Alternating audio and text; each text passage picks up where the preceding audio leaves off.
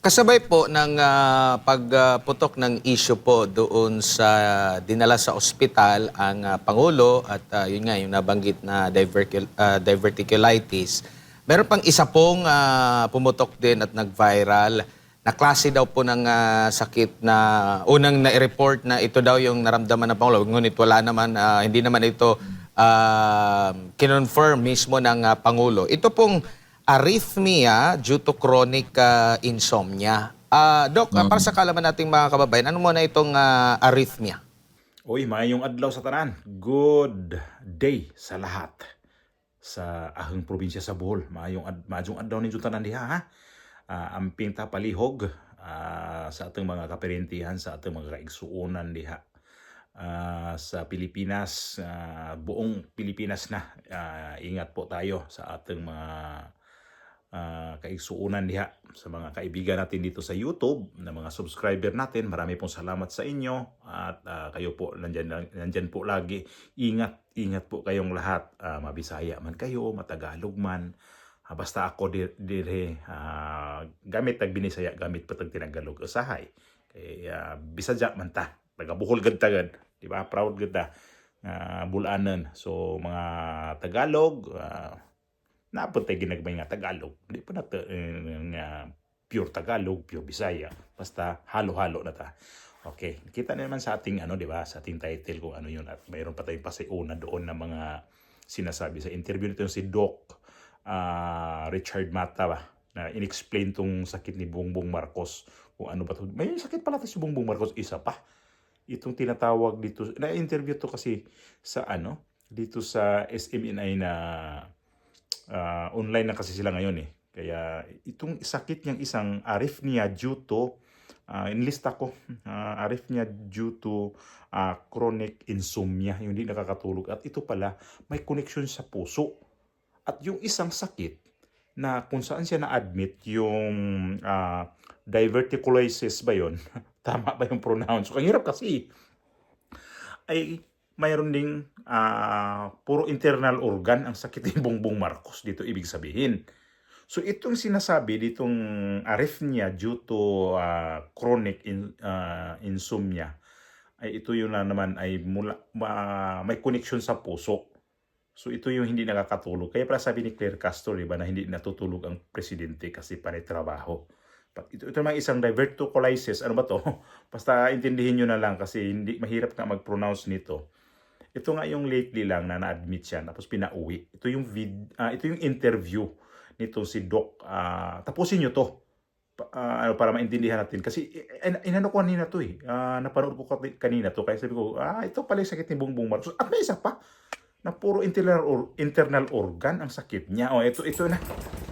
Ito ngang sakit na nararamdaman nga ng ating Pangulong Bongbong Marcos Jr. Kamakailan, isinugod siya sa ospital dahil nakaramdam po siya ng discomfort. Saan nga nitong tinatawag na diverticulitis. Yan. Ano ho ba itong diverticulitis, Doc, sa simpleng paliwanag po? Well, ang diverticulitis, kung makita nyo may tis sa ending, ibig sabihin infection yun. Katulad po ng tonsillitis, o diverticulitis is another infection. Pero saan ito? Diyan po yan sa large intestine. So bakit nagkakaroon ng ganyan? Nagsisimula kasi yan as parang outpouching ng ating malaking bituka o yung colon. Dahil possible na kulang sa fiber ang kinakain, kulang sa ehersisyo, medyo tumatanda na din, and then pwedeng constipated din. So ang ending nun, tumataas yung pressure doon sa large intestine, kaya nagkakaroon ng paglalabas ng bulsa or outpouching doon sa large intestine. Ngayon, pag merong infection doon sa pouches na yun, parang mga bulsa na yun, yun na yung tinatawag nating diverticulitis. Kung wala pang infection, ang tawag doon ay diverticulosis. Kung may infection na ay diverticulitis. So more on infection po siya ng malaking bituka. Opo, binanggit po ng Pangulo, nabanggit ngayon kanina dahil sa pagtanda, no? Bukod dyan, ay karaniwan daw po sa mga taong may stress, o stress po, Doc, paano ho yung nakaka-apekto? Yes, kasi po ang pag sinabi nating stress, general na po yon sa well-being. Hindi lang po bituka ang tatamaan, pati ating pag-iisip, pati puso, pati blood pressure, matatamaan na din po yon. So, hindi medyo parang humihina na po yung ating katawan pag tayo po ay parating stress. So, kasali na din siyempre doon yung bituka. But stress hindi po ay specific lang po sa bituka. Pero nakakatulong po siya sa ganito na pwedeng mas mangyari po ang mga ganitong kondisyon dahil sa stress. Opo. Namamana ho ba itong diverticulitis o mas malaki pa rin yung papel ng lifestyle at yung pagkain, Doc? Regarding sa diverticulitis, dahil nga ito ay sa inasabi nating infection, hindi talaga siya totally namamana. It's more on na nahulog po talaga ito sa lifestyle, sa ating mga eating habits, sa lack of exercise. Yes, katulad na din po ang stress.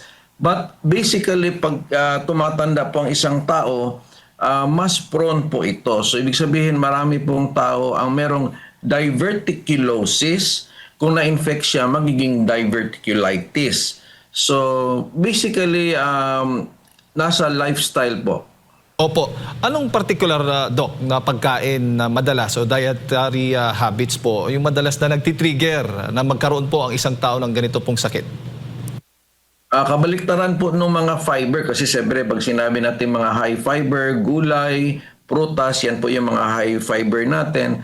Yung mga meat, pag masyadong madami sa meat, pork or beef, mas prone po lalo na pag nagkakaedad. Kaya advisable talaga pag nagkakaedad, less po tayo sa mga meats, no? At sa mas maganda po na high fiber diet.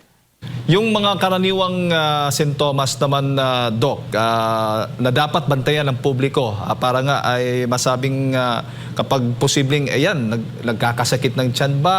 Ano ba yung mga possible sintomas? Palatandaan po ng ating mga kababayan na makakaranas po ng ganito, same thing na nangyari po sa Pangulo. Yung unang sinabi ko, may tinatawag tayong diverticulosis, yung outpouching pa lang, o yung parang paggawa ng bulsa dahil nga sa mga sinabi natin kanina, wala pang nararamdaman ang tao doon. Pagka ito ay infected, yung mga bulsa na yon, tinatawag ng diverticulitis, common po ang lagnatin, mag-chills, pwedeng nasusuka o sumusuka talaga, at yung karamihan na sakit ng tiyan ay nasa left side. In comparison po sa appendicitis ay nasa right side, ito po ay nasa left side. So, but hindi talaga specific lang, no? Kasi pwede pa ring other parts ng tiyan. Basta basically, it's a combination of fever, nasusuka, at masakit ang tiyan. Yung punto po dapat na makita mo na dapat magpatingin ka kagad sa doktor dahil nagkakaroon nga ang isang pasyente na may pananakit ng tiyan. Ano pong punto po, particular, Doc, na dapat siyang magpatingin na kaagad sa doktor? Pag persistent po yung sakit ng tiyan, actually any part ng tiyan ay kailangan talagang magpa-check up. Although mas common yung alam nating appendicitis na sa lower right side. Yun kasi inooperahan talaga ang appendicitis. Mas concerned tayo sa lower right side ng tiyan. But kung other parts ng tiyan ay masakit at persistent po, no? Kahit hindi sa right side, pwedeng sa left side, kailangan talagang magpakonsulta na kaagad dahil marami pong piyesa ang ating tiyan, hindi lang po bituka, may atay pa, may pancreas pa. So yung persistent po, kailangan po talagang dalhin sa doktor para po ay ma-assess kaagad. Oo. Gaano ho ba ito kadelikado, Doc? May mga kaso ba na life-threatening na ang diverticulitis? Well, pag pinabayaan mo yung diverticulitis, dahil sinabi ko ito ay isang infection, may nana yan. Pag pinabayaan yan, tinitiis lang or ininuman lang ng mga pain relievers, pwedeng lumala yung nana. Alam nyo naman tong nana, bumubutas ito. So, pwedeng mabutas ang bituka. Pag nabutas ang bituka, lalabas siyempre ang dumi, pasensya sa nakikinig. Delikado po yon, no? Pwede po tayong mamatay dahil sa infection. Kailangan kaagad ng immediate operation kapag ganito. Pero kung sa simula pa lang po, antibiotics ay talagang nakakatulong. Ang doktor na po ang magde-decide kung oral antibiotics or dapat ba siyang i-admit at sa dextrose idadaan ang antibiotics. So, pwedeng delikado pero pwedeng agapan basta maaga po. Opo, paano yung sa kaso naman po ng Pangulo, sumailalim siya lamang sa medical observation? Gaano ho ba o ano po ba yung ipinahihiwatig nito tungkol sa severity ng kanyang kondisyon? Well, hindi pa ako talaga 100% sure na yun na po talaga ang case kasi nga wala namang lagnat na na-mention at nagtrabaho naman kagad ang presidente. So actually pagka diverticulitis kailangan din ng marami pang test at karamihan po ay kailangan mo ng gamutin.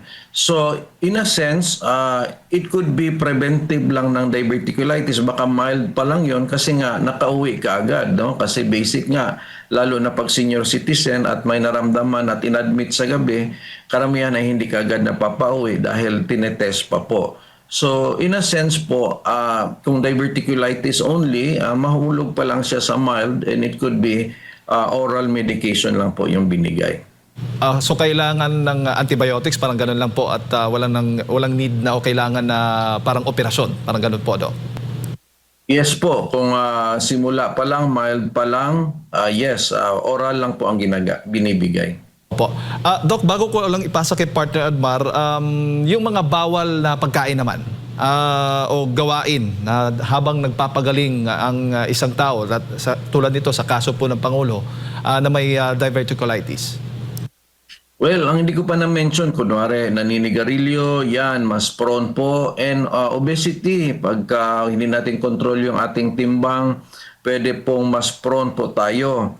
And then yung hindi regular na pagdumi, yung gusto nating pinipigilan, no? So bawal yon. So kailangan regular ang pagdumi. Kaya advice yung high fiber dahil mas lumalabas ng smooth, no?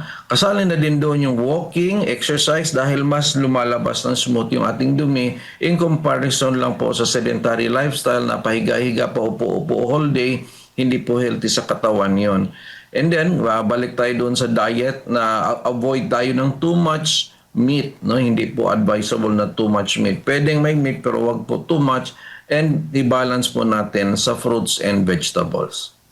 Dok, may buntag si Admar po ito. Clarify ko lang, common ba ito na klase ng sakit? Kasi yung trabaho naman siguro ng Pangulo, marami din naman siguro mga Pilipino na nasa stress, pagod, nag-overtime, marami pong mga ganyan din po sa ating mga kababayan. Pero yung iba siguro, ngayon lang nakarinig nitong ganitong klase po ng sakit, Dok. Opo, no? Actually, yung diverticulosis, mahulog yung common, no? Yung diverticulitis, yun yung na-infect na yung diverticulosis, no? As I said, diverticulosis is yung nag-outpouching dahil nga sa lifestyle. Occasionally, pwedeng ma-infect yun and yun ang isa sa mga differential diagnosis pag isang pasyenteng may sakit ng tiyan. So lalo na mga senior citizen, pag masakit ang tiyan, nagpapacheck up, common po sa mga internal medicine, sa mga doktor na iniisip ito aside doon pa sa iba pang mga sakit katulad ng ulcer, iniisip do, appendicitis, and of course yung mga other colon issues like mga tumor, kasali yun. Pero iniisip talaga doon ang diverticulitis. So in a sense na iniisip ng mga doktor ito na kasama sa possibilities, it's still under sa level na possible and common. But it's not that very naririnig o nangyayari. Kasabay po ng pagputok ng issue po doon sa dinala sa ospital ang Pangulo at yun nga yung nabanggit na diverticulitis. Meron pang isa pong pumutok din at nag-viral na klase daw po ng sakit na unang na-report na ito daw yung naramdaman ng Pangulo. Ngunit wala naman, hindi naman ito kinonfirm mismo ng Pangulo. Ito pong arrhythmia due to chronic insomnia. Doc, para sa kalaman nating mga kababayan, ano muna itong arrhythmia? Well, pag sinabing arrhythmia sa puso na po yun. Pag sinabing chronic insomnia, kulang sa tulog. So, and actually pag mga senior citizen, prone talaga yan sa mga heart condition, no? Everybody. So, pag kulang sa tulog, pwede pong mag-malfunction yung puso, no? Kasi kailangan talaga na kondisyon yung ating katawan. So, pwedeng magkaroon ka ng chest tightness or mahirapang huminga. Pwede din po yan, kunwari ay may talagang may high blood, no? Kung may high blood, may hypertension or mataas yung cholesterol, maapektuhan din yung pagpitik ng puso na eventually pwede po mag-lead sa arrhythmia na pwede po siyang matawag na delikado. Opo. And ano naman yung common? Same din po ba? Sa lifestyle din po ba? At saka yung paggamit din ba ng ipinagbabawal na gamot, maaring mag-trigger din po dyan, Doc? Yes, mas common ang arrhythmia or heart issues, even hypertension sa mga ang paggamit ng mga bawal na gamot. Lalo na kung naapektuhan na din ang pagtulog, no? Kasi mas weak na po ang katawan kapag ganon. So yes, mas common ang arrhythmia, heart issues regarding paggamit ng pagbabawal ng gamot in comparison po sa mga diverticulitis. Opo. Yun pala yun. Ibig sabihin nun, so delikado pala ang sakit ni Bongbong Marcos. Kaya lang, umuwi siya kaagad. Hindi siya nagpa-test doon. Hindi siya nagpa-laboratory test. Bagay, baka magpa-laboratory test, baka makita pang iba dyan kung anong dapat igamutin sa kanya. Tapos sabihin sa kanya, ay, tuluyan ka na magpahinga, ha? Uy, baka malayo yun sa isip nyo. At itong video na to, na kung saan ako kumuha nitong reaksyon nito, grabe ang mga reaksyon nito. Grabe talaga, ha? Mayroon sabi hindi pa natuluyan yung animal na yan. Hindi pa, basta, ilan lang yung